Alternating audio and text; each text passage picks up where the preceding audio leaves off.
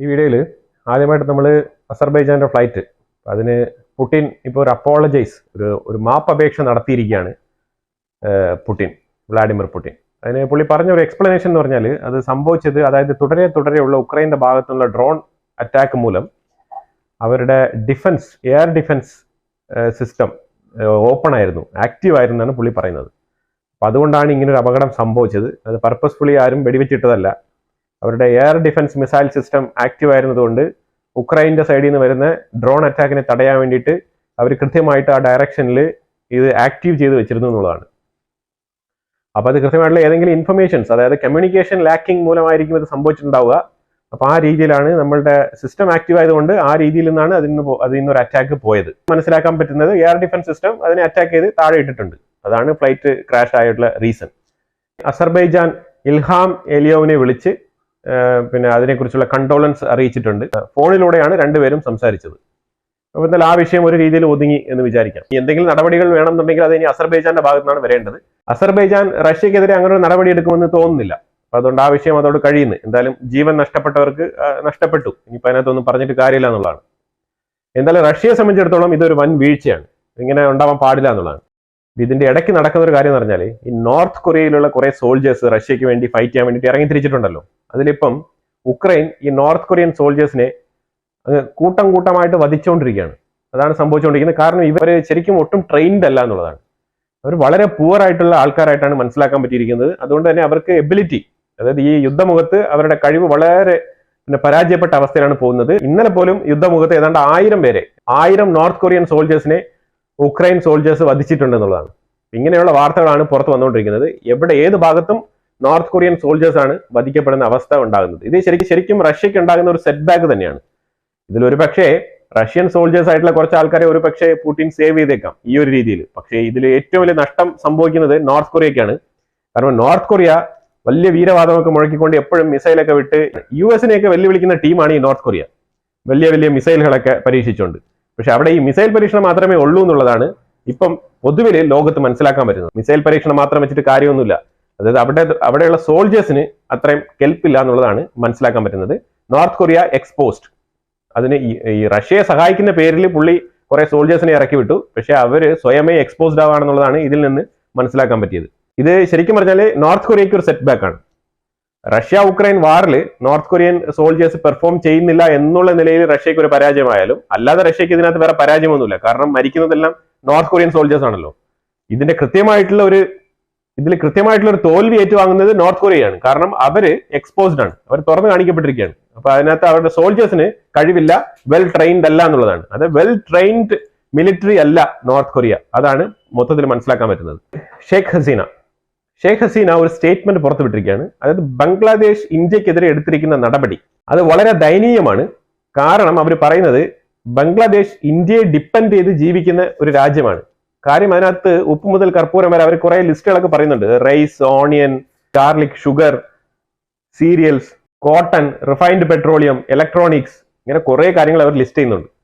ഇങ്ങനെ complete A to Z സാധനങ്ങൾ വരുന്നത് ഇന്ത്യയിൽ നിന്നാണ്. ശരിക്കും പറഞ്ഞാൽ ഈ എസെൻഷ്യൽ പ്രോഡക്റ്റിന് വേണ്ടി മാത്രം ഏതാണ്ട് 2022-2023 ഫിനാൻഷ്യൽ ഇയറിൽ $16 ബില്യൺ വർത്ത് വരുന്ന ട്രേഡാണ് ഇന്ത്യയുമായിട്ട് ഉണ്ടാക്കിയിരിക്കുന്നത്. അത് പോരാഞ്ഞിട്ട് ഏതാണ്ട് $2 ബില്യൺ അഡീഷണൽ ആയിട്ട് ചെയ്തിട്ടുണ്ടെന്നാണ് പറയുന്നത്. ഏതാണ്ട് $18 ബില്യൺ വർത്ത് വരുന്ന ഐറ്റംസ്, എസെൻഷ്യൽ ഐറ്റംസ് മാത്രം ഇറക്കുമതി ചെയ്ത് ജീവിക്കുന്ന ഒരു നാടാണ് ബംഗ്ലാദേശ്. അതായത് ഇന്ത്യയിൽ നിന്ന് മാത്രം ഇറക്കുമതി ചെയ്ത് ജീവിക്കുന്ന രാജ്യമാണ് ബംഗ്ലാദേശ്. ഇതാണ് അവർ കൃത്യമായിട്ട് അടിവരയിട്ട് പറയുന്നത് മറ്റാരുമല്ല, പറയുന്നത് ഇതിനു മുമ്പ് ബംഗ്ലാദേശ് ഭരിച്ചിരുന്ന ബംഗ്ലാദേശ് ഭരണാധികാരിയാണ്, നിലവിലെ റിസൈൻ ചെയ്യാത്ത പ്രൈം മിനിസ്റ്റർ കൂടിയാണ്. അപ്പൊ ഇത് കൃത്യമായിട്ട് മനസ്സിലാക്കാൻ പറ്റുന്നത് ബംഗ്ലാദേശ് ചെയ്തുകൊണ്ടിരിക്കുന്ന ചില തെറ്റായ നീക്കങ്ങൾ അതിനെയാണ് അവർ ചൂണ്ടിക്കാണിക്കുന്നത്. അവർ ചൂണ്ടിക്കാണിച്ചിട്ട് അതിനകത്ത് വളരെ കൃത്യമായിട്ട് പറയുന്നത്, ഇന്ത്യ ശരിക്കും പറഞ്ഞാൽ ഗാർമെന്റ് ഇൻഡസ്ട്രിയിൽ ഏതാണ്ട് 35% കോട്ടൺ ഇന്ത്യയിൽ നിന്നാണ് സപ്ലൈ ആവുന്നത്. ഇന്ത്യ നിർത്തിക്കഴിഞ്ഞാൽ കോട്ടൺ സപ്ലൈ നിർത്തിക്കഴിഞ്ഞാൽ ബംഗ്ലാദേശിൽ ഉണ്ടാകാൻ പോകുന്ന ഭവിഷ്യത്ത് എന്താണെന്ന് മനസ്സിലായിട്ടുണ്ടോ എന്നുള്ളത് അവർ ചോദിക്കുന്നുണ്ട്. അതുപോലെ തന്നെ ഇന്ത്യ ബംഗ്ലാദേശിന്റെ GDP-യിൽ ഏതാണ്ട് 11% ഷെയർ ചെയ്യുന്നുണ്ട്. 11%. ഇത് കൂടാതെ ഇന്ത്യ ഒരു കാര്യം ചെയ്യുന്നുണ്ട്. എല്ലാ വർഷവും ഇന്ത്യ $1 ബില്യൺ വർത്ത് വരുന്ന എമൗണ്ട് ബംഗ്ലാദേശിന് എയ്ഡ് ആയിട്ട് കൊടുക്കുന്നുണ്ട്. കഴിഞ്ഞ 8 വർഷം കൊണ്ട് ഇന്ത്യ കൊടുത്തത് $8 ബില്യൺ എയ്ഡ് ആണ്. അതായത് ഒരു നയാ പൈസ തിരിച്ചടയ്ക്കാൻ വേണ്ടാത്ത, ഒരു നയാ പൈസ തിരിച്ചടയ്ക്കേണ്ടതില്ലാത്ത രീതിയിലുള്ള എമൗണ്ട്. ഇതാണ് ഇന്ത്യ കൊടുത്തിരിക്കുന്നത്. അതായത് ഉപാധികളില്ലാത്ത ഒരു എമൗണ്ട് ആണ് ഈ ഒരു ഫണ്ട്. ഇത് എന്തുകൊണ്ടാണെന്ന് പറഞ്ഞാൽ ഇന്ത്യ ബംഗ്ലാദേശിനെ ഹെൽപ്പ് ചെയ്യുന്നത് ഒറ്റൊരു റീസൺ കൊണ്ടാണ്, സെക്യൂരിറ്റി റീസൺ. അതിനുവേണ്ടി മാത്രമാണ്. കാരണം 4000 ചില്ലുവാനം കിലോമീറ്റർ ബോർഡർ ഷെയർ ചെയ്യുന്നുണ്ട് ബംഗ്ലാദേശും ഇന്ത്യയും തമ്മിൽ. അപ്പൊ ഇതിനെ മറന്നുകൊണ്ട് ഒരിക്കലും ബംഗ്ലാദേശ് ഇന്ത്യ വിരുദ്ധ നിലപാടുകളിലോട്ട് പോകരുത്. അങ്ങനെ പോകുന്നത് ശരിക്കും പറഞ്ഞാൽ ബംഗ്ലാദേശിന് ദൂരവ്യാപകമായി. അതായത് ഇപ്പം നിങ്ങൾക്ക് ആ ഒരു ആക്ഷൻ എടുക്കുമ്പോഴത്തേക്ക്, ഇപ്പൊ നിലവിൽ ആക്ഷൻ എടുക്കുമ്പോൾ 1, 2, 3 മാസങ്ങൾക്ക് ചിലപ്പോൾ നിങ്ങളൊന്നും ഫീൽ ചെയ്യുന്നു വരില്ല. പക്ഷേ ലോങ് റണ്ണിൽ നിങ്ങൾ അടിപതറി വീഴും. നിങ്ങൾ തീർച്ചയായിട്ടും പാകിസ്ഥാനോ അല്ലെങ്കിൽ ചൈനയോ ആരായാലും നെയ്ബർഹുഡിൽ കിടക്കുന്ന മറ്റുള്ള കൺട്രീസ് എല്ലാം തന്നെയും ഇന്ത്യക്ക് അടുത്ത് തന്നെയാണ്, നെക്സ്റ്റ് ടു ഇന്ത്യയാണ്. ഇന്ത്യ എപ്പോഴും ഫസ്റ്റ് പ്രിഫറൻസ് ഇന്ത്യ തന്നെയാണ്. കാരണം ബംഗ്ലാദേശ് എന്ന് പറഞ്ഞ ഒരു രാജ്യം കിടക്കുന്ന ഒരു ലാൻഡ്സ്കേപ്പ് അങ്ങനെയാണ്. നിങ്ങൾക്ക് വേറെ ഒരു രീതിയിൽ ഒന്നും ചെയ്യാൻ കഴിയില്ല എന്നുള്ളതാണ്. ഇന്ത്യ കഥ പടച്ചു കഴിഞ്ഞാൽ വേറെ ഒന്നും ചെയ്യാൻ കഴിയില്ല എന്നുള്ളതാണ് ബംഗ്ലാദേശിന്. അപ്പൊ അതുകൊണ്ട് തന്നെയാണ് അവർ കൃത്യമായിട്ട് ഇത് സൂചിപ്പിച്ചിരിക്കുന്നത്. ബംഗ്ലാദേശിൽ നിന്നും മിസ്റ്റർ യൂനസ് പറഞ്ഞിരിക്കുന്നത്, ഞങ്ങള് ഹസീനയുടെ എക്സ്ട്രാഡിഷൻ റിക്വസ്റ്റ് ഇട്ടിട്ട് കുറെ നാളായി, ഇന്ത്യ ഇതിൽ ഒരു മറുപടിയും തന്നിട്ടില്ല. ഇന്ത്യ കുറെ നാളായിട്ട് ഇതിനകത്ത് സൈലൻസ് കീപ്പ് ചെയ്യാണ്. അപ്പൊ അതുകൊണ്ട് ഞങ്ങൾ അടുത്ത സ്റ്റെപ്പിലോട്ട് പോവാണെന്നുള്ളതാണ്. അടുത്ത സ്റ്റെപ്പ് എന്താണെന്ന് പറഞ്ഞാൽ നോട്ട് ഓഫ് അർജൻസി എന്നാണ്. നോട്ട് ഓഫ് അർജൻസി എന്ന് പറഞ്ഞു കഴിഞ്ഞാൽ അതൊരു ഡിപ്ലോമാറ്റിക് ലാംഗ്വേജ് ആണ്. അപ്പൊ അത് നോട്ട് ഓഫ് അർജൻസി പറഞ്ഞാൽ എത്രയും വേഗം നടപടി എടുക്കാനുള്ള ഒരു ഇന്റിമേഷൻ ആണ്. അതൊരു ഫോറിൻ മിനിസ്ട്രി വഴിയാണ് ആ ഒരു നീക്കം നടക്കുന്നത്. അപ്പൊ അവര് നോട്ട് ഓഫ് അർജൻസി കൊടുക്കാൻ തീരുമാനിച്ചിട്ടുണ്ടെന്നാണ് പറയുന്നത്. ഇത് അതിന്റെ അടുത്ത സ്റ്റെപ്പാണ്. ഇന്ത്യയുടെ റെസ്പോൺസിന് വേണ്ടി കാത്തിരിക്കുന്നില്ല, ഞങ്ങൾ നോട്ട് ഓഫ് അർജൻസി ഇഷ്യൂ ചെയ്യാൻ പോവാണെന്നാണ് പറഞ്ഞിരിക്കുന്നത്. ഞാൻ പറയുന്നത് നോട്ട് ഓഫ് അർജൻസി അല്ല, നീ എന്ത് വേണേലും ഇഷ്യൂ ചെയ്തോ, ഇന്ത്യ ഒരിക്കലും ഇതിനകത്തൊരു മറുപടിയും കൊടുക്കാൻ പോകുന്നില്ല. ഇത് കൃത്യമായിട്ട് സൈലൻസ് തന്നെയായിരിക്കും ഇന്ത്യ കീപ്പ് ചെയ്യുക. കാരണം എത്രത്തോളം ഇത് ലാഗ് ചെയ്യാൻ പറ്റുമോ അത്രത്തോളം ലാഗ് ചെയ്യും.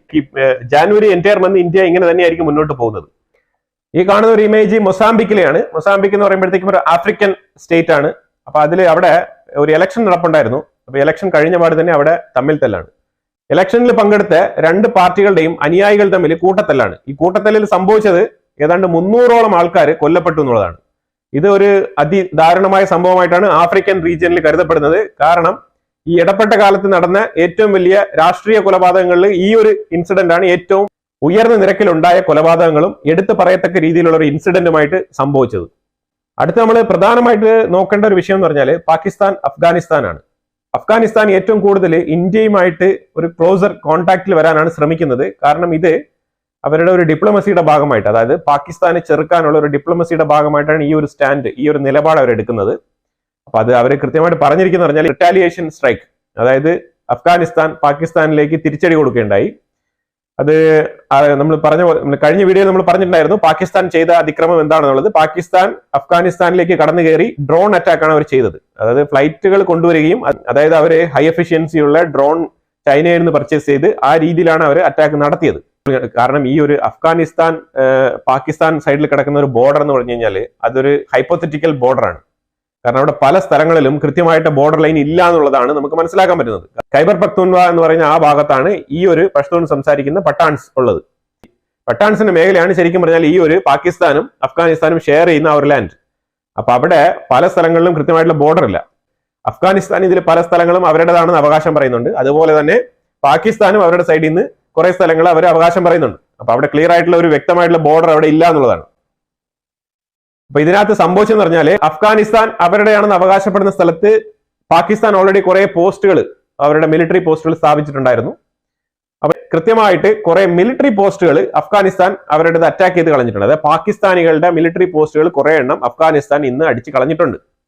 അപ്പൊ അതില് അഫ്ഗാനിസ്ഥാൻ ഒരിക്കലും പാകിസ്ഥാനുമായിട്ട് ഒരു യുദ്ധത്തിന് പോകാൻ തയ്യാറല്ല. കാരണം അവർക്ക് കൃത്യമായ പ്രോക്സികളുണ്ട്. അവരുടെ പ്രോക്സികൾ എന്നാണ് TTP, തെഹരീക്ക് താലിബാൻ എന്ന് പറയുന്നത്. അപ്പൊ അതുകൊണ്ട് അവർ കൃത്യമായിട്ട് അവരുടെ പണി അങ്ങ് ചെയ്തോളും. അപ്പൊ അതുകൊണ്ട് രാജ്യം ഭരിക്കുന്നത് എന്നുള്ള നിലയിൽ ഈ ഒരു പൊളിറ്റിക്കൽ ഇസ്ലാം ഹാൻഡിൽ ചെയ്യുന്ന ഈ ഒരു അഫ്ഗാനിസ്ഥാൻ ലീഡ് ചെയ്യുന്ന ആ ഒരു ഗ്രൂപ്പ്, ആ ഒരു താലിബാൻ, അവർ യുദ്ധത്തിലേക്ക് പോകാൻ തയ്യാറല്ല. അവർ കൃത്യമായിട്ടുള്ള സ്ട്രാറ്റജിക് അറ്റാക്കുകളാണ് നടത്തിയത്. പ്രിസൈസ് അറ്റാക്കാണ് അവർ നടത്തിയെന്ന് അവകാശപ്പെടുന്നുണ്ട്. പ്രിസൈസ് അറ്റാക്ക് എന്ന് പറഞ്ഞാൽ ഇസ്രായേലൊക്കെ നടത്തുന്ന പോലുള്ള അറ്റാക്ക് അല്ല കേട്ടോ. ഈ പാകിസ്ഥാന്റെ മിലിറ്ററി പോസ്റ്റ് എന്ന് പറഞ്ഞാൽ അറിയാലോ, ചെറിയൊരു കൂടാരം, അതിന്റെ ഉള്ളിൽ 2 മിലിറ്ററി ഉദ്യോഗസ്ഥരുണ്ടാവും. ഇതാണ് ആ ഒരു മിലിറ്ററി പോസ്റ്റ്. ചില സ്ഥലങ്ങളിൽ ഒരാളെ ഉണ്ടാവുള്ളൂ.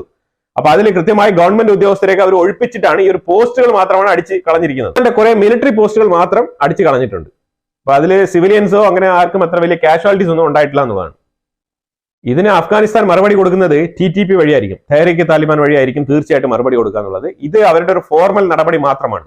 അവർ കൂടുതൽ അതിലേക്ക് പോകുന്നില്ല എന്നുള്ളതാണ്. അപ്പൊ എന്തായാലും കൃത്യമായിട്ട് ഇതിനെ പാകിസ്ഥാൻ മോണിറ്റർ ചെയ്യുന്നുണ്ട്.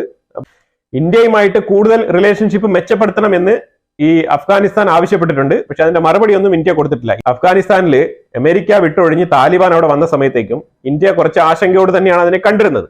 പക്ഷേ താലിബാൻ വന്നതിന് ശേഷം ഇന്ത്യയുമായിട്ട് കുറച്ച് ബെറ്റർ റിലേഷൻഷിപ്പ് കൊണ്ടുപോകണമെന്ന് ആഗ്രഹിച്ചത് വേറൊന്നും കൊണ്ടല്ല. അമേരിക്ക അവിടെ ഭരിച്ചിരുന്ന സമയത്തും ഇന്ത്യ അഫ്ഗാനിസ്ഥാൻ ജനങ്ങൾക്ക് ചെയ്ത ഒരു സഹായമുണ്ട്. ഭയങ്കര ഹെൽപ്പാണ് അവർ ചെയ്തത്. അവിടുത്തെ ഒരുപാട് കാര്യങ്ങൾ, സ്കൂൾ ഉൾപ്പെടെ അവരുടെ പാർലമെന്റ് മന്ദിരം, അഥവാ ഇപ്പം താലിബാൻ ഇരുന്ന് ഭരിച്ചുകൊണ്ടിരിക്കുന്ന ആ പാർലമെന്റ് മന്ദിരം ഉൾപ്പെടെ ഇന്ത്യ പണിത് കൊടുത്തതാണ്. അപ്പൊ അതുപോലെ കുറെ സഹായങ്ങൾ ഇന്ത്യ ചെയ്തിട്ടുണ്ട്. അപ്പൊ ഇത് അഫ്ഗാനിസ്ഥാനിലെ ജനങ്ങളെ ഇന്ത്യ നല്ല രീതിയിൽ സ്വാധീനിച്ചിട്ടുണ്ട്. ഇന്ത്യയുടെ സഹായം തീർച്ചയായിട്ടും അഫ്ഗാനിസ്ഥാൻ ജനങ്ങളിൽ നല്ല രീതിയിലുള്ള സ്വാധീനം ചെലുത്തിയിട്ടുണ്ട്. അതായത് ഒരു രാജ്യത്തിന്റെ ജനങ്ങൾക്ക് സ്വീകാര്യതയുള്ള ഒരു രാജ്യം, അങ്ങനെയാണ് ഇന്ത്യയെ അവർ കാണുന്നത്. അപ്പൊ അതുകൊണ്ട് തന്നെയാണ് അഫ്ഗാനിസ്ഥാൻ ഒരിക്കലും ഇന്ത്യയെ തഴയാൻ പറ്റാത്തത്. അപ്പൊ അതുകൊണ്ടാണ് അവർ കൂടുതൽ ഇന്ത്യയോട് അടുക്കാൻ ശ്രമിക്കുന്നത്. പക്ഷെ ഇന്ത്യ അഫ്ഗാനിസ്ഥാൻ ഭരിക്കുന്നത് ലെജിറ്റിമേറ്റ് ആയിട്ടുള്ള ഒരു സർക്കാരല്ല. ശരിക്കും പറഞ്ഞാൽ അവിടെ താലിബാൻ എന്ന് പറയുമ്പോഴത്തേക്കും അവരുടെ മുൻകാല ചരിത്രം എടുത്ത് നോക്കിക്കഴിഞ്ഞാൽ നമുക്ക് കൃത്യമായിട്ട് മനസ്സിലാക്കാൻ പറ്റും. അവരത്ര ക്ലിയർ ഹാൻഡുള്ള ഒരാൾക്കാരല്ല. അപ്പൊ അതുകൊണ്ട് തന്നെയാണ് ഇന്ത്യ ഇത്തരം തീവ്രവാദ പ്രവർത്തനങ്ങൾ ചെയ്ത് ഇപ്പൊ എത്രത്തോളം അവർ മുഖംമൂടി ഇട്ടുകൊണ്ട് വന്നിരുന്ന് ഭരണം നടത്തിയാലും നമുക്ക് ഓപ്പൺലി അവരെ അക്സെപ്റ്റ് ചെയ്യാൻ കുറച്ച് ബുദ്ധിമുട്ടുണ്ട്. അതുകൊണ്ട് തന്നെയാണ് ഇന്ത്യ ഡയറക്റ്റ് ആയിട്ട് ഒരു കോൺടാക്ട് ഇല്ലാണ്ട് ഇൻഡയറക്റ്റ് ആയിട്ടുള്ള ഒരു കമ്മ്യൂണിക്കേഷൻ ആണ്, ഇൻഡയറക്റ്റ് ആയിട്ടുള്ള ഒരു ഡിപ്ലോമസിയാണ് അവരുമായിട്ട് തുടരുന്നത്. ഇൻഡയറക്റ്റ് ആയിട്ടുള്ള ഡിപ്ലോമസി ഓപ്പൺ ചെയ്യാൻ തന്നെ ഇന്ത്യ വെച്ചിരുന്ന കണ്ടീഷൻസ് ഒക്കെ അവർ ഓക്കെ പറഞ്ഞിട്ടാണ്. അപ്പൊ അതിൽ കൃത്യമായിട്ട് അഫ്ഗാനിസ്ഥാൻ പറഞ്ഞു വെക്കുന്നുണ്ട്. അവർ ഇന്ത്യക്ക് കൊടുത്ത ഒരു ഉറപ്പെന്ന് പറഞ്ഞു കഴിഞ്ഞാൽ അഫ്ഗാനിസ്ഥാന്റെ മണ്ണ് ഒരിക്കലും ഇന്ത്യക്കെതിരെ ഒരു ആക്രമണം നടത്താൻ ഞങ്ങൾ സമ്മതിക്കില്ല എന്നുള്ള ഒരു വാഗ്ദാനത്തിന്റെ മുകളിലാണ് ഇന്ത്യ അവരുമായിട്ട് ഒരു ഇൻഡയറക്റ്റ് ആയിട്ടുള്ള ഒരു കമ്മ്യൂണിക്കേഷൻ തന്നെ വെക്കാൻ ഓക്കെ പറഞ്ഞത്. എത്രത്തോളം വേണമെങ്കിലും അഫ്ഗാനിസ്ഥാനുമായിട്ട് റിലേഷൻഷിപ്പ് ആവാം, പക്ഷെ അതിന് ഓപ്പൺ ആയിട്ട് ഒരു എംബസിയോ അല്ലെങ്കിൽ ഒരു ഓപ്പൺ ആയിട്ടുള്ള ഒരു രീതിയിൽ ഉണ്ടാവില്ല എന്നുള്ളതാണ്. ഇൻഡയറക്റ്റ് ആയിട്ട് നമ്മൾ ആ രീതിയിലുള്ള ബോണ്ടിങ് എല്ലാം ഉണ്ടാവും. എന്നാലും അഫ്ഗാനിസ്ഥാൻ ഇന്ത്യയുമായിട്ട് കൂടുതൽ അതായത് അവരുടെ ആവശ്യം എന്ന് പറഞ്ഞാൽ അവർക്ക് അഫ്ഗാനിസ്ഥാൻ എംബസി ഇന്ത്യയിൽ ഓപ്പൺ ചെയ്യണം എന്നാണ് അവർ ആവശ്യപ്പെടുന്നത്. എനിവേ അതിൽ മിനിസ്റ്റർ ഓഫ് എക്സ്റ്റേണൽ അഫയേഴ്സ് ഇതിനെ കുറിച്ചുള്ള മറുപടികളൊന്നും പറഞ്ഞിട്ടില്ല. അപ്പൊ എന്തായാലും ഇപ്പൊ ഈ നോർത്ത് കൊറിയയിൽ നമ്മളൊരു എംബസി ഓപ്പൺ ചെയ്യുന്ന സ്ഥിതിക്ക് അഫ്ഗാനിസ്ഥാനിൽ ഓപ്പൺ ചെയ്യാൻ സാധ്യതയുണ്ടോ ഇല്ലയോ എന്നുള്ളത് മിനിസ്ട്രി ഓഫ് എക്സ്റ്റേണൽ അഫയേഴ്സ് വളരെ വൈകാതെ തന്നെ അതിലൊരു തീരുമാനം എടുക്കുന്നതായിരിക്കും. അടുത്ത നമ്മൾ നോക്കുന്നത് ഇസ്രായേലിന്റെ വിഷയമാണ്. ഇസ്രായേലിൽ കൃത്യമായിട്ട് ഗാസയ്ക്കുള്ളിൽ ഓപ്പറേഷൻ വൈഡനിങ് ചെയ്യാണ്, അതായത് ഓപ്പറേഷൻ വികസിപ്പിക്കുകയാണ്. ഓപ്പറേഷൻ വികസിപ്പിക്കുന്നത് എന്തിനാണെന്ന് പറഞ്ഞു കഴിഞ്ഞാൽ അവിടെ കുറച്ചുകൂടെ എഫക്റ്റീവ് ആയിട്ടുള്ള സെർച്ച് നടത്താൻ വേണ്ടിയിട്ടാണ്. കാരണം ഇപ്പൊ നോർത്തൻ ഗാസ ഭാഗം മൊത്തം ഇസ്രായേൽ തുടച്ച് വൃത്തിയാക്കിയിട്ടുണ്ട്. അവിടെ റോഡൊക്കെ ഇട്ടിട്ടുണ്ട്. ഞാൻ ഇമേജ് നിങ്ങൾ കാണുന്നത് നെറ്റ്സറിയം കോറിഡോർ എന്ന് പറഞ്ഞ നോർത്തൻ ഗാസയിലെ ആ ഒരു ഫസ്റ്റ് കോറിഡോറിൽ റോഡും പരിസരമൊക്കെ വൃത്തിയാക്കിയിട്ടിരിക്കുന്നതാണ്. പുതിയതായിട്ട് ഫ്രഷ് ആയിട്ട് ടാറിംഗ് ഒക്കെ ചെയ്തിട്ടുണ്ട്. ഇസ്രായേൽ തന്നെയാണ് ചെയ്തിരിക്കുന്നത് കേട്ടോ.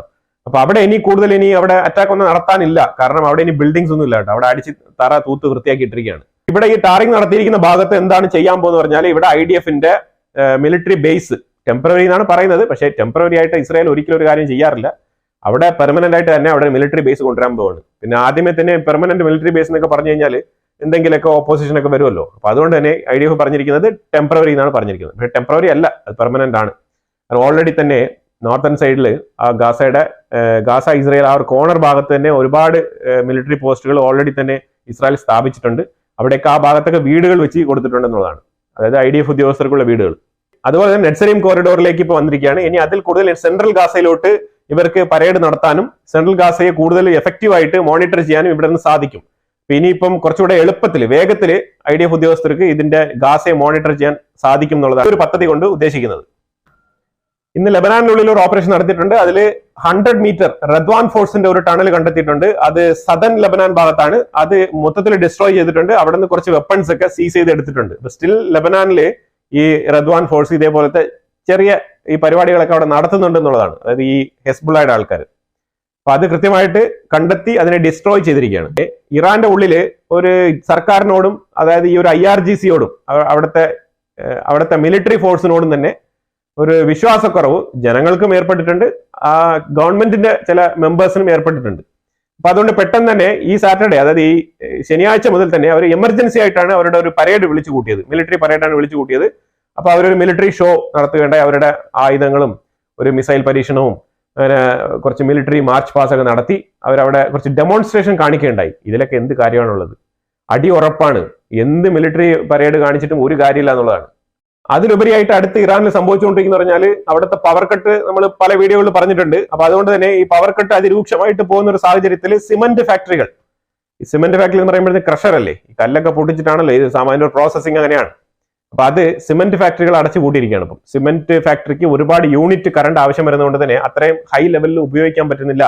അതുകൊണ്ട് ഇൻഫ്രാസ്ട്രക്ചറിൽ കൺസ്ട്രക്ഷൻ വർക്കുകൾ നിർത്തിവെച്ചുകൊണ്ട് സിമെന്റ് ഫാക്ടറികളുടെ പ്രൊഡക്ഷൻ മാനുഫാക്ചറിങ് തടയാനുള്ള ഉത്തരവാണ് കൊടുത്തിരിക്കുന്നത്. അപ്പൊ ഇറാനിൽ സിമെന്റ് മാനുഫാക്ചറിങ് ഇനി ഇല്ല, അത് താൽക്കാലികമായിട്ട് നിർത്തിവെച്ചിരിക്കുകയാണ്. അതൻ മൂലം ഇനി ബാക്കിയുള്ള സിമെന്റ് എത്രയാണോ ഉള്ളത് സ്റ്റോക്കിൽ അത് വെച്ചിട്ടുള്ള കൺസ്ട്രക്ഷൻസ് മുന്നോട്ട് പോകും. അതില്ലാത്ത കൺസ്ട്രക്ഷൻസ് കെട്ടിടപ്പണികൾ നിർത്തിവെച്ചിരിക്കുകയാണ്. അപ്പൊ സിമെന്റ് ഫാക്ടറി, അതിനെ തുടർന്ന് കെട്ടിടപ്പണി, കംപ്ലീറ്റ് കാര്യങ്ങളും ഇറാനിൽ മാറി മറിയുന്ന ഒരു അവസ്ഥയാണ്. അൺസർട്ടനിറ്റി, അനിശ്ചിതത്വത്തിലേക്ക് പോവാണ് കാര്യങ്ങൾ. ഈ ഒരു ഹൂത്തികൾ തുടരെ അറ്റാക്ക്, ഇസ്രായേലിന്റെ ഉള്ളിൽ തന്നെയാണ് അറ്റാക്ക് ചെയ്തുകൊണ്ടിരിക്കുന്നത്. അതായത് അറ്റാക്ക് അല്ല, ശരിക്കും മിസൈൽ മാത്രമേ വരുന്നുള്ളൂ. ഈ മിസൈലുകൾ വിടുന്നത് ഇന്നലെ വിട്ടതെല്ലാം വെസ്റ്റ് ബാങ്കിന്റെ ഭാഗത്താണ് കേട്ടോ. ഞാൻ മാപ്പ് ഇവിടെ ഡിസ്പ്ലേ ചെയ്യുന്നുണ്ട്. ഈ ഭാഗത്തോട്ടാണ് കംപ്ലീറ്റ് മിസൈലുകൾ വന്നത്. ഇവന്മാർ ശരിക്കും പറഞ്ഞാൽ കോമഡിയാണ്. ഇവന്മാർ ഒരു കോമഡി കഥാപാത്രങ്ങളായിട്ട് മാറുകയാണ്. കാരണം എന്താണെന്നറിയാമോ? ഈ വെറുതെ വന്ന് ഇസ്രായേൽ അടിച്ചിട്ട് ഇപ്പൊ ഇസ്രായേലിൽ ഫോർ എക്സാമ്പിൾ ഇപ്പൊ ഇസ്രായേലിലേക്ക് മിസൈൽ വരുന്നുണ്ട്. ഇന്നലെ വിട്ടത് മൊത്തം വെസ്റ്റ് ബാങ്കിന്റെ ഭാഗത്തേക്കാണ് വിട്ടത്. ഈ വെസ്റ്റ് ബാങ്കിന്റെ ഭാഗത്താണെങ്കിലോ അവിടെ ഒരുപാട് ഈ പാലസ്തീനിയൻ സെറ്റിൽമെന്റ്സ് ആണ് ഏറ്റവും കൂടുതലുള്ളത്. അപ്പൊ അവിടെ ഇസ്രായേൽ അവിടെ ഇന്റർസെപ്റ്റ് ചെയ്യുന്നുണ്ട്. ഇന്റർസെപ്റ്റ് ചെയ്തില്ല എന്നുണ്ടെങ്കിൽ ഏറ്റവും കൂടുതൽ ഇന്നലെ പാലസ്തീനികളായിരിക്കും മരിക്കാനുള്ളത്. അപ്പൊ അതുകൊണ്ട് യുവമാര് കൃത്യമായിട്ട് ആർക്കെതിരെയാണ് ഫൈറ്റ് ചെയ്യുന്നതിനെ കുറിച്ച് യാതൊരു ധാരണ യുവമാർക്ക് തന്നെ ഇല്ല എന്നുള്ളതാണ്. ഈ സെൻട്രൽ ഇസ്രായേൽ എന്ന് പറഞ്ഞിട്ടാണ് യുവമാർ മിസൈൽ വിടുന്നത് കേട്ടോ. യുവമാർ വിടുന്ന സമയത്ത് ലൊക്കേഷൻ ആക്യുറേറ്റ് ആയിട്ട് സെറ്റ് ചെയ്യുന്നോ ഇല്ലയോ നമുക്ക് അറിയത്തില്ല. കാരണം യുവമാർക്ക് ടാർഗറ്റോ പ്രിസൈസ് അറ്റാക്ക് ഇമാതിരിയുള്ള വാക്കുകൾ പോലും യുവമാർക്ക് അറിയത്തില്ല എന്നുള്ളതാണ്. യുവമാർ ശരിക്കും പറഞ്ഞാൽ ഈ മിസൈൽ അങ്ങ് വിട്ടിട്ട് കണ്ണും പൂട്ടി ഇവരുടെ ഒരു ആർമി ചീഫ്, അങ്ങനെ ആംഡ് ഫോഴ്സിന്റെ ഒക്കെ ഉദ്യോഗസ്ഥർ ഇങ്ങ് വന്നിട്ട് ഒരു മൈക്കും പിടിച്ചിട്ട് ഒരു ചാര കളർ വസ്ത്രം ഇട്ടിട്ട് ഇവന്മാരെങ്കിൽ പറയും, ഞങ്ങൾ ഇസ്രായേലിന്റെ എയർപോർട്ടിലേക്ക് മിസൈൽ അറ്റാക്ക് നടത്തി, ഇസ്രായേലിന്റെ ഇൻഡസ്ട്രിയൽ ഏരിയയിൽ ഞങ്ങൾ മിസൈൽ അറ്റാക്ക് നടത്തി എന്നൊക്കെ ഇങ്ങനെ ജസ്റ്റ് അങ്ങ് പറയാണ്. പക്ഷെ ശരിക്കും ഈ മിസൈലുകളെല്ലാം ഇന്റർസെപ്റ്റഡ് ആണ്. ഇതൊന്നും ഇവന്മാർ പറയുന്നില്ല. ഈ ജനങ്ങളാണെങ്കിൽ ഞാൻ പറഞ്ഞല്ലോ, ഇവന്മാർ മറ്റേ ഇലയും തിന്നിട്ട് നടക്കുന്ന ആൾക്കാരാണ്. ഇവന്മാർ TV കാണുന്നോ, മൊബൈൽ കാണുന്നോ, യൂട്യൂബ് കാണുന്നോ, ഇതൊന്നും നമുക്ക് അറിയത്തില്ല. അത് ഇസ്രായേലിന്റെ ഉള്ളിൽ എന്ത് സംഭവിക്കുന്നത് ഇവന്മാർക്ക് യാതൊരു ധാരണയില്ല എന്നുള്ളതാണ് നമുക്ക് മനസ്സിലാക്കാൻ പറ്റുന്നത്. അതുകൊണ്ടാണ് ഇവന്മാർ ഇങ്ങനെ വിടുവായിത്തരം പറയാൻ പറ്റുന്നത്. ഇവന്മാരെ നിയന്ത്രിക്കുന്ന ഈ ലീഡേഴ്സ് ആയിട്ടുള്ള ആൾക്കാർ ഇങ്ങനെ കള്ളത്തരം പറഞ്ഞ് പ്രചരിപ്പിച്ച് അവിടുത്തെ ആൾക്കാരൊക്കെ ആഘോഷം കൊണ്ട് തക്ബീർ മുഴക്കുന്ന ഒരു അവസ്ഥയാണ് ഉണ്ടാകുന്നത്. കാരണം എന്താണ്? ഇവന്മാർ റിയാലിറ്റി മനസ്സിലാക്കുന്നില്ല. ഈ വരുന്ന മിസൈലുകളെല്ലാം ഇസ്രായേൽ ഇന്റർസെപ്റ്റ് ചെയ്തിടുകയാണ്. നമ്മൾ കുറെ 19 മിസൈലുകൾ നമ്മൾ വിട്ടു കഴിഞ്ഞു. ഇസ്രായേലിന്റെ ഉള്ളിൽ പതിച്ചത് ആകെ 2 എണ്ണം മാത്രമാണെന്നുള്ള ഒരു വിവരം ഈ ഒരു ഹൂത്തികളുടെ ട്രൂപ്പിലുള്ള ഈ ഒരു ലാസ്റ്റ് ഗ്രേഡ് എംപ്ലോയീസിന് അറിയാമോ ഇല്ലയോ എന്നുള്ളത് നമുക്കറിയാത്ത കാര്യമാണ്. അപ്പൊ അതുകൊണ്ട് തന്നെയാണ് ഞാൻ പറഞ്ഞത്, ഇത്രയും മിസൈലുകൾ ഇന്നലെ രാത്രി തുടരെ വന്ന മിസൈലുകളെല്ലാം തന്നെ വെസ്റ്റ് ബാങ്കിന്റെ ഭാഗത്താണ് വന്നത്. ഈ ലൊക്കേഷനിൽ കാണിച്ചിരിക്കുന്ന ആ ഏരിയകളിലാണ് വന്നത്. അതെല്ലാം തന്നെയും ഇസ്രായേൽ ഇന്റർസെപ്റ്റ് ചെയ്ത് കളഞ്ഞിട്ടുണ്ട്. കാരണം ഇന്നലെ ആദ്യമായിട്ട് താഡ് സിസ്റ്റം ഓപ്പൺ ആക്കി വെച്ചിട്ടുണ്ടായിരുന്നു. താഡ് എയർ മിസൈൽ ഡിഫൻസ് സിസ്റ്റം ആദ്യമായിട്ടാണ് ഇന്നലെ താഡ് മിസൈൽ ഇന്റർസെപ്റ്റ് ചെയ്യുന്ന താഡ് മിസൈൽ ഡിഫൻസ് സിസ്റ്റം ഇസ്രായേൽ ഉപയോഗിക്കുന്നത്. അമേരിക്കയിൽ നിന്ന് ഇത് വന്നിട്ട് കുറെ മാസങ്ങളായെങ്കിലും ഇന്നാണ് ഇത് കൃത്യമായിട്ട് ഉപയോഗിക്കുന്നത്. താഡ് കൊണ്ട് ഇസ്രായേലിൽ ജീവിക്കുന്ന ആൾക്കാർക്ക് ഗുണമുണ്ടായോ ഇല്ലയോ എന്ന് എനിക്കറിയത്തില്ല. പക്ഷെ താഡ് കൊണ്ട് പാലസ്തീനികൾക്ക് ഗുണമുണ്ടായി. കാരണം ഇന്നലെ ഇന്റർസെപ്റ്റ് ചെയ്തത് മൊത്തം ഈ വെസ്റ്റ് ബാങ്കിന്റെ മുകളിൽ വന്ന മിസൈലുകളാണ്. അപ്പൊ ഈ ഒരു സംഭവം അവിടെ നിലനിൽക്കെ തന്നെ UK US രണ്ടുപേരും ചേർന്ന് യമന്റെ ഉള്ളിൽ അതായത് ഈ ഹുദൈദ എന്ന് പറഞ്ഞ ആ ഒരു പോർട്ടിന്റെ 120 കിലോമീറ്റർ ഡിസ്റ്റൻസ് നോർത്ത് വെസ്റ്റില് ഡിസ്റ്റൻസിലുള്ള ഒരു ഗവർണറേറ്റ്, ഹജ്ജ ഗവർണറേറ്റ് എന്നാണ് പറയുന്നത്. ഈ ഹജ്ജ ഗവർണറേറ്റ് മൊത്തത്തിൽ അടിച്ച് പിറക്കി തൂത്ത് കളഞ്ഞിരിക്കുകയാണ്. ആ രീതിയിലുള്ള മാരകമായ എയർ സ്ട്രൈക്ക് ആണ് അവിടെ നടത്തിയത്. അതായത് ഇസ്രായേൽ അടിക്കും, പിന്നെ US UK പോയി അടിക്കുക, പിന്നെ അത് കഴിഞ്ഞ് 2 ദിവസം കഴിയുമ്പോൾ വീണ്ടും ഇസ്രായേൽ അടിക്കും. അപ്പൊ അങ്ങനെ ഒരു ഗ്യാപ്പ് വിടാതെ അടിക്കാനുള്ള പദ്ധതിയാണെന്ന് തോന്നുന്നു. ഹൂത്തികളെ അടിക്കാനുള്ള കൃത്യമായ പോയിന്റ് നമ്മൾ കൃത്യമായി പറഞ്ഞിട്ടുണ്ടായിരുന്നു. അതായത് മറ്റുള്ള സ്ഥലങ്ങളിൽ ഇപ്പോൾ ലെബനാനിലൊക്കെ പോയി തുടരെ ഡെയിലി ആക്രമണം നടത്തിയതുപോലെ യമനെ അറ്റാക്ക് ചെയ്യാൻ തീരുമാനിച്ചിട്ടില്ല. അവിടെ യമനെ അറ്റാക്ക് ചെയ്യാനുള്ളത് കൃത്യമായിട്ടാണ്, പാർട്ടായിട്ടാണ് അടിക്കുന്നത്. അവർ കൃത്യമായ പ്രിസൈസ് അറ്റാക്കുകൾ കൊടുക്കേണ്ട സ്ഥലത്ത് വൃത്തിയായിട്ട് കൊടുക്കും. യമൻ നിങ്ങൾ നോക്കിക്കോ, ഒരു 10 ദിവസം കഴിയുമ്പോഴത്തേക്കും യമന്റെ ഇന്ന് നിൽക്കുന്ന ഒരു അവസ്ഥയായിരിക്കില്ല ഉണ്ടാവുക. ഇപ്പൊ നടത്തിയല്ലോ, ഇപ്പൊ US UK ഇന്നലെ രാത്രിയാണ് ഈ ഒരു അറ്റാക്ക് നടത്തിയത്. ഇനി ഇസ്രായേൽ അടുത്ത് അടി കൊടുക്കും. ഇസ്രായേൽ ഓൾറെഡി പ്ലാൻ ചെയ്തിരിക്കുകയാണ്. ഇത് മാറി ഇവരെ അറ്റാക്ക് ചെയ്യും. ഇവരെ തന്നെ ഓർക്കുന്നുണ്ടാവില്ല എന്നുള്ളതാണ്. ആ രീതിയിലുള്ള അറ്റാക്ക്, മാരകമായ അറ്റാക്കുകളാണ് യമന്റെ മേളിൽ നടന്നുകൊണ്ടിരിക്കുന്നത്. ഇസ്രായേലിന്റെ മേളിൽ 2-3 ദിവസമായിട്ട് ഗാസയ്ക്കുള്ളിൽ നിന്ന് നല്ല രീതിയിലുള്ള അലിഗേഷൻസ് വന്നുകൊണ്ടിരിക്കുകയാണ്. അതായത് അവരേതോ കമാൽ അദ്വാൻ എന്ന് പറഞ്ഞ ഹോസ്പിറ്റലിന് IDF തീയിട്ടെന്നും അവിടെ തീ പിടിപ്പിച്ച് ഈ ഒരു ഹോസ്പിറ്റൽ മൊത്തത്തിൽ നശിപ്പിച്ചെന്നൊക്കെ പറഞ്ഞുകൊണ്ട് ഭയങ്കരമായിട്ടുള്ള റിപ്പോർട്ടുകൾ വന്നുകൊണ്ടിരിക്കുകയാണ്. അപ്പൊ അതിനെ ചൊല്ലി ഒരു തർക്കത്തിൽ ഇസ്രായേൽ ആ കമാൽ അദ്വാൻ ഹോസ്പിറ്റലിന്റെ ഫുൾ ഫോട്ടോ എടുത്ത് വെളിയിൽ വിട്ടിരിക്കുകയാണ്. ആ കമാൽ അദ്വാൻ ഹോസ്പിറ്റൽ എന്ന് പറഞ്ഞ ആ ഹോസ്പിറ്റലിന് ഒരു പോറൽ പോലും ഏൽപ്പിച്ചിട്ടില്ല എന്നുള്ളതാണ് ഇസ്രായേൽ കൃത്യമായിട്ട് ഇമേജ് എടുത്ത് വെളിയിൽ വിട്ടിരിക്കുന്നത്. ഇസ്രായേൽ ടാർഗറ്റ് ചെയ്തത് കമാൽ അദ്വാൻ ഹോസ്പിറ്റലിന് തൊട്ടടുത്തിരുന്ന വേറൊരു ബിൽഡിംഗ് ആണ്. ആ ബിൽഡിങ്ങിന്റെ ഫോട്ടോയും എടുത്ത് അവർ വെളിയിൽ വിട്ടിട്ടുണ്ട്. പിന്നെ അത് കൂടാതെ ഏതാണ്ട് 234 തീവ്രവാദികളെ ഈ കമാൽ അദ്വാൻ ഹോസ്പിറ്റലിന്റെ ഉള്ളിൽ നിന്നും അറസ്റ്റ് ചെയ്തിട്ടുണ്ട്. ശനിയാഴ്ച വൈകുന്നേരം പിടിച്ചെടുത്തതാണ്. ഇവരെ അറസ്റ്റ് ചെയ്തിട്ടുണ്ട്. 200-ലധികം ആൾക്കാരെ അറസ്റ്റ് ചെയ്തിട്ടുണ്ട് എന്നുള്ളതാണ്. അത് ഈ തീവ്രവാദികൾ അവിടെ പതുങ്ങിയിരുന്നു. അപ്പൊ എന്തുകൊണ്ടാണ് ഈ ഹോസ്പിറ്റൽ ഫോക്കസ് ചെയ്ത് ഇസ്രായേൽ ഇറങ്ങിത്തിരിക്കുന്നുള്ളതിന്റെ ഉത്തരം മനസ്സിലായോ? ഇതാണ് അതിന്റെ പ്രധാനപ്പെട്ട കാരണം ഇതിലെ സേഫ് ഗാർഡായിട്ട് കരുതുന്ന സ്ഥലങ്ങളാണ് സ്കൂളുകൾ, ഹോസ്പിറ്റലുകൾ, ജനസേവന കേന്ദ്രങ്ങൾ, ആഹാരം കൊടുക്കുന്ന സ്ഥലങ്ങൾ. ഇതൊക്കെ സേഫ് ഗാർഡാണ്. ഈ സ്ഥലങ്ങൾ നോക്കിയാണ് ഇവന്മാർ ഇവർ ഒളിച്ചിരിക്കുന്നത്. ഇങ്ങനെ ഒളിച്ചിരിക്കുന്നവന്മാർ എന്തിനാണ് പിന്നെ ഹമാസിന്റെ സോൾജേഴ്സ് ആണ്, പടയാളികളാണ്, പോരാളികളാണെന്ന് പറഞ്ഞിട്ട് നടക്കുന്നത്? ഹമാസിന്റെ പോരാളിയാണെങ്കിൽ നീ തലയിൽ മറ്റേ റിബണും കെട്ടി നീ മുഖമൊക്കെ മറച്ച് കണ്ണിൽ 2 ഓട്ടയിട്ട് ഇറങ്ങി വാ. അത് വന്ന് നിൽക്കുമ്പോഴല്ലേ കൃത്യമായിട്ട് അറിയാൻ പറ്റും നീ ഹമാസ് ആണെന്ന്. അപ്പൊ പിന്നെ ഒരു കൺഫ്യൂഷന്റെ ആവശ്യമില്ല. ഹോസ്പിറ്റലായിട്ട് തന്നെ നിൽക്കും. നിന്നെ കൃത്യമായിട്ട് കണ്ടെത്തി എടുത്തോണ്ട് പോവാല്ലോ. നീ എന്തിനാണ് ഹോസ്പിറ്റലിന്റെ ഉള്ളിൽ പോയി ഒളിച്ചിരിക്കുന്നത്? നിന്റെ തലയെ കെട്ട് എവിടെയാണ്? നിന്റെ റിബൺ എവിടെ? ഒരു പച്ച കളർ റിബൺ ഉണ്ടല്ലോ, അതൊക്കെ കെട്ടി വന്ന് നിൽക്കണമെന്നേ. എപ്പോഴും ഇങ്ങനെ ഇരവാദം മുഴക്കാൻ വേണ്ടിയിട്ട് ഈ പൊതുജനങ്ങളുടെയും രോഗികളുടെയും കൊച്ചുകുട്ടികളുടെയും പുറകിൽ പോയി ഒളിക്കുകയാണ്. ഇങ്ങനെ ഒളിച്ചുകൊണ്ടിരിക്കുന്നതുകൊണ്ടാണ് ഈ ഒരു സംഭവം ഇങ്ങനെ സംഭവിക്കുന്നത്. ഇങ്ങനെ ഇത് തുടർന്ന് പോയി കഴിഞ്ഞാൽ ഈ കമാൽ അദ്വാൻ ഹോസ്പിറ്റലും അറ്റാക്ക് ചെയ്യേണ്ടി വരും എന്നാണ് IDF പറയുന്നത്. അപ്പൊ അതുകൊണ്ട് ആ ഹോസ്പിറ്റൽ ഒഴിപ്പിക്കാനുള്ള സാധ്യതയാണ് കാണുന്നത്. ഇനി അതിന്റെ അടിയിൽ എന്തെങ്കിലും ടണലോ അങ്ങനത്തെ കാര്യങ്ങളൊക്കെ കണ്ടെത്തുകയാണെന്നുണ്ടെങ്കിൽ അവിടെ ബ്ലാസ്റ്റ് ചെയ്ത് കളയും. അത് ഏത് ഹോസ്പിറ്റലാണെങ്കിലും കളയും എന്നാണ് പറയുന്നത് IDF. പിന്നെ ഇതിൽ അവസാനമായിട്ട് ഒരു കൂട്ടിച്ചേർക്കൽ, അതായത് ഈ ഒരു ബ്രഹ്മപുത്ര നദിക്ക് കുറുകെ ഒരു ഡാം പണിയുന്നതിനെ കുറിച്ച് ചൈന പറഞ്ഞിട്ടുണ്ടായിരുന്നല്ലോ. അപ്പൊ അതിനെക്കുറിച്ച് ഇന്ത്യ ഇതുവരെ ഒരു പോസിറ്റീവ് റെസ്പോണ്ടോ നെഗറ്റീവ് റെസ്പോണ്ടോ ഒന്നും പറഞ്ഞിട്ടില്ല. പക്ഷേ അതിനെക്കുറിച്ചുള്ള പേടി, അതിനെക്കുറിച്ചുള്ള ഒരു വറി, അതിനെക്കുറിച്ചുള്ള ഒരു വേവലാതി ചൈനയ്ക്ക് തുടങ്ങിയിട്ടുണ്ട്. അപ്പൊ ചൈന അഡ്വാൻസ് ആയിട്ട് തന്നെ ഒരു ആഡ് ഓൺ ഒരു ഇന്റർവ്യൂ കൊടുത്തിട്ടുണ്ട്. അപ്പൊ അതിനകത്ത് അവർ കൃത്യമായി പറയുന്നത്, ഈ ഒരു ഡാം എന്ന് പറഞ്ഞു കഴിഞ്ഞാൽ ഞങ്ങൾ ഓൺലി എനർജി ക്രിയേറ്റ്, അതായത് പവർ സ്റ്റേഷൻ, കറണ്ട് ഉണ്ടാക്കാൻ വേണ്ടി മാത്രമാണ് ഈ ഒരു ഡാം പണിയുന്നത്. അതുകൊണ്ട് ഇതിന് താഴെയുള്ള ആ ഒരു വെള്ളത്തിന്റെ ഫ്ലോ ഒന്നും നമ്മൾ കുറയ്ക്കുന്നില്ല. നമ്മൾ ഇലക്ട്രിസിറ്റി പ്രൊഡ്യൂസ് ചെയ്ത് ആ വെള്ളം ഇങ്ങനെ തന്നെ വിടുകയുള്ളൂ. അപ്പൊ അതുകൊണ്ട് ഇതിൽ വറി ചെയ്യേണ്ട ആവശ്യമില്ല എന്ന് പറഞ്ഞിട്ട് ഒരു മുൻകൂർ ജാമ്യം എന്നുള്ള നിലയിൽ ഒരു സ്റ്റേറ്റ്മെന്റ് പുറത്തുവിട്ടിരിക്കുകയാണ്. അപ്പൊ ഇതെല്ലാം ഇന്ത്യയെ പോസിറ്റീവായിട്ട് തീരുമാനം എടുക്കാൻ വേണ്ടിയിട്ടുള്ള ഒരു ശ്രമമാണ്. പക്ഷെ എന്നിരുന്നാലും ഇത് ടിബറ്റിന്റെ കൂടെയാണ്, ഈ ഒരു ടിബറ്റ് എന്ന് പറഞ്ഞ ആ ഒരു രാജ്യത്തിന്റെ കൂടെയാണ് ഈ ഒരു ബ്രഹ്മപുത്ര കടന്നു വരുന്നത്. അപ്പൊ ഇതിനകത്ത് ഈ ഒരു ഡാം പണിത് കഴിഞ്ഞാൽ അത് തീർച്ചയായിട്ടും ഡാം പണിയുന്നത് വരെ അവർക്ക് എന്ത് വേണമെങ്കിലും പറയാം. പക്ഷെ ഡാം പണിത് കഴിഞ്ഞാൽ പിന്നെ അതിന്റെ കൺട്രോൾ ചൈനയുടെ കയ്യിലാണ്. അപ്പൊ ഇതിലെ കൃത്യമായിട്ടുള്ള വെള്ളത്തിന്റെ ഫ്ലോ, അതുപോലെ ഇതിന്റെ കാര്യങ്ങളെല്ലാം നിയന്ത്രിക്കുന്നത് തീർച്ചയായിട്ടും ആ ഡാം വരെയുള്ള പോർഷൻ നിയന്ത്രിക്കുന്നത് കൃത്യമായിട്ടും ചൈന തന്നെയായിരിക്കും. അപ്പൊ അതുകൊണ്ട് ഇന്ത്യ ഇതിനകത്ത് കൃത്യമായിട്ടൊരു തീരുമാനം എടുക്കും എന്നാണ് നമ്മൾ പ്രതീക്ഷിക്കുന്നത്. അത് ഏത് രീതിയിലായിരിക്കും എന്നുള്ളത് നമുക്ക് അറിയത്തില്ല. അപ്പൊ എന്നാൽ ഇതിന് ഇപ്പോൾ ഈ മാറി വരുന്ന ഇന്ത്യ ചൈന റിലേഷൻഷിപ്പിൽ ഇത് കൃത്യമായിട്ട് ഒരു ചർച്ച ചെയ്ത് പരിഹരിക്കേണ്ട ഒരു വിഷയമായിട്ട് മാറുന്നു എന്നാണ് നമുക്ക് മനസ്സിലാക്കാൻ പറ്റുന്നത്. മിനിസ്ട്രി ഓഫ് എക്സ്റ്റേണൽ അഫയേഴ്സ് ഇതിനെക്കുറിച്ച് എന്താണ് പറയാൻ പോകുന്നത് എന്നുള്ളത് നമുക്ക് കാത്തിരുന്ന് കാണാം. എന്തായാലും ഇതിനെക്കുറിച്ചുള്ള അഭിപ്രായങ്ങൾ നിങ്ങൾ കമന്റ് ബോക്സിൽ രേഖപ്പെടുത്തുക. വീഡിയോ ഇഷ്ടപ്പെട്ടെങ്കിൽ ലൈക്ക് ചെയ്യുക, ഷെയർ ചെയ്യുക. അതുപോലെ തന്നെ ചാനൽ ആദ്യമായിട്ടാണ് കാണുന്നുണ്ടെങ്കിൽ മറക്കാതെ ചാനൽ സബ്സ്ക്രൈബ് ചെയ്യുക. വീണ്ടും അടുത്തൊരു വിഷയമായിട്ട് വരാം. Thank you so much.